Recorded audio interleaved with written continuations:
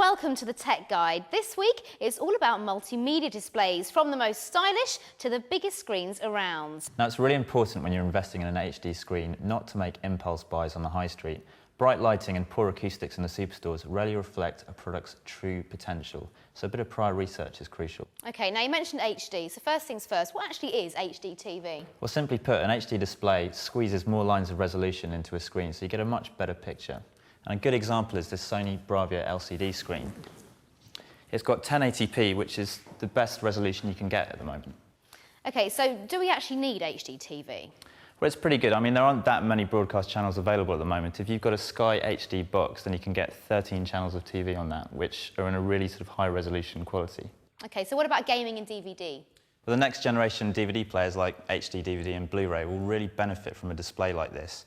And consoles like the Xbox 360 actually use high-definition graphics in their games. So if you're after a really great HD TV, then the Sony Bravia is the one, yeah? This is the one.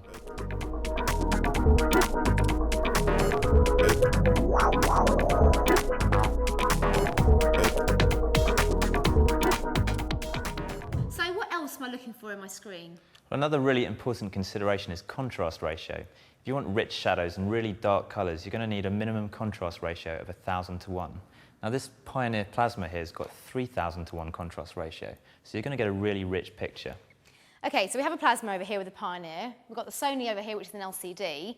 Everybody asks the question, which is better, LCD or Plasma? Well, when the two first came out, there was actually a lot to set them apart.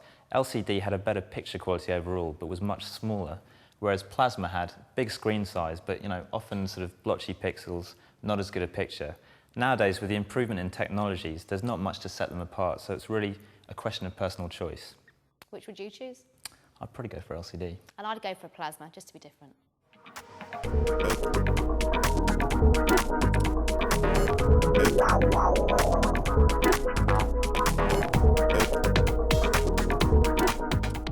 Now, Henry, this obviously isn't a multimedia display, so why have you chosen this?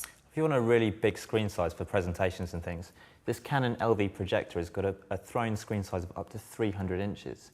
And because it's got high definition graphics, you're not going to lose out on any screen quality either. Well, we love the Canon, and seeing as this was the most portable piece of kit we had today, we gave it to one of our guest reviewers to see how they got on with it. I've been given the Canon projector by the Tech Guide to do a bit of a review. I do a fair amount of PowerPoint presentations in lots of different locations as well, so it's pretty handy obviously to have something I can carry around. So I've been using the projector for the last couple of weeks, and I think on the whole it's pretty easy for me to use. It's great for me. I'm not brilliant with these sort of things, so I do need it to be nice and simple. There's not too many controls, again, ideal for me. Obviously once you've hooked it up, the picture does look pretty good. The picture quality is very clear. Again, also the size you can get, I think it's up to something like 30 foot. I think at one time there were around 20 people in the room. That made a really big difference. Also at the same time, it can be a bit tricky to get the picture exactly right, but I think on the whole that's a bit of a trait with most projectors anyway. I'm not really sure that that's specific to this. And again, it's also pretty light, so I don't really mind taking it home with me if I haven't got time to come back into the office, and with that picture size as well, I can hook it up, watch the football with my mates too.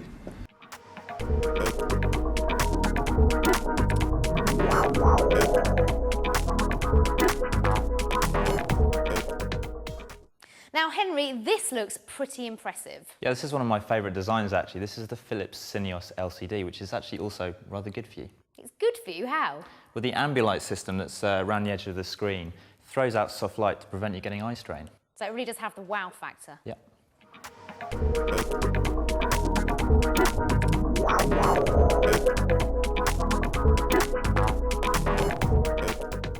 So, Henry, is there anything else we need to consider when buying a multimedia display? Yeah, there's one last factor you've got to think about, and that's inputs. There are two inputs in particular that you've got to consider. The first is HDMI, which is the standard connection for high-definition devices like Blu-ray players, and the second is a PC input. If you want to use your screen as a computer monitor, then a PC input is vital. This Toshiba is great because it's got two HDMI sockets and a PC input.